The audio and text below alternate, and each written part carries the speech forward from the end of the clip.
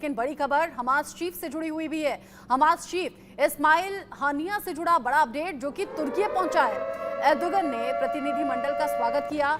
हानिया के साथ में खालिद मिशाल भी मौजूद है। जो जानकारी मिल रही है, सुरक्षित ठिकाने की तलाश में है यहाँ हमास जिसके खात्मे के लिए इजरायल लगातार पीछे पड़ा हुआ है और ये कह रहा है गाजा में जो भी बर्बादी है वो अभी नहीं रोक सकते क्योंकि हमास को जड़ से खत्म करना है। हमास चीफ इस्माइल हानिया पहुंचा है तुर्की।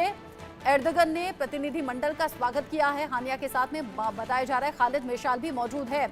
अब हानिया और एर्दोगन के बीच की जो मुलाकात है इसके मायने क्या हैं ये जान लेते हैं, समझ लेते हैं। ईरान पर इजरायली हमले से हमास डरा हुआ है। हमास को अपने सभी कमांडर्स के मारे जाने का डर है क्योंकि बहुत से ऐसे कमांडर हैं जो ऑलरेडी मारे जा चुके हैं। ऐसे में कतर में हमास का हेडक्वार्टर अब सुरक्षित नहीं है, ये सबको मालूम है।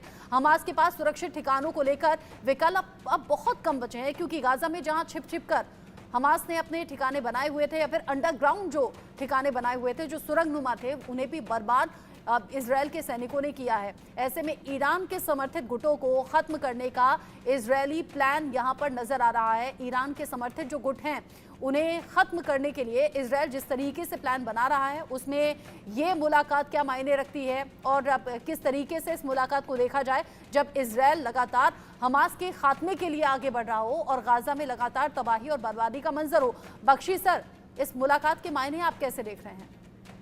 देखिए, ये मुलाकात जो आप इजराइल कर रहा है और भी कंट्री से करेगा और इजराइल के पास में खुद वेरविदौल है कि किसी भी जगह, जैसे कि कहीं भी जाके किसी भी ठिकाने में ये चाहे ओलंपिक्स की आपकी घटना हो या कोई भी घटना हो, ये उसको अंजाम देते हैं। ये वो सुदर्शन चक्र है जो हर जगह पहुंच जाता है।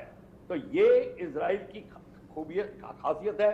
उनकी जो इंटेलिजेंस गैदरिंग एजेंसी है वो बहुत तगड़ी है। हालांकि इस बार हमास के अटैक के टाइम में इनका फेलियर जरूर हुआ है क्योंकि थोड़ी ढीली पड़ गई थी। अब इन फिर चौकन्ने हो गए हैं और फिर से उन्होंने एग्रेसिव स्टैंड ले लिया है। तो इसमें अगर ईरान डर रहा है कि उसके हुतीज या यमन में जो रेबल्स हैं, हुतीज हैं, हिजबुल्लाह हैं या हमास है, उनके लीडर्स को एलिमिनेट वो करेंगे और उनकी मदद करने के लिए अमेरिका भी होगा, फ्रांस भी होगा, जॉर्डन भी होगा।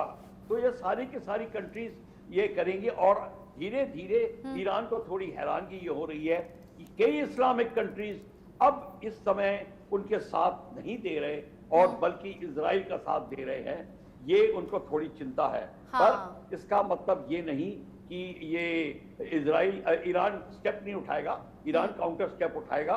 पर इसमें जो कैपेबिलिटी है वो इजराइल की और उसके जो अलाइज हैं उनकी बहुत ज्यादा कैपेबिलिटी में इजराइल कहीं आगे है और इजराइल को शक्तिशाली देशों का समर्थन भी है। और इधर ईरान है जो पूरी तरह से सभी मुस्लिम कंट्रीज का भी साथ नहीं ले पा रहा है, जिसको लेकर चिंता ईरान को है।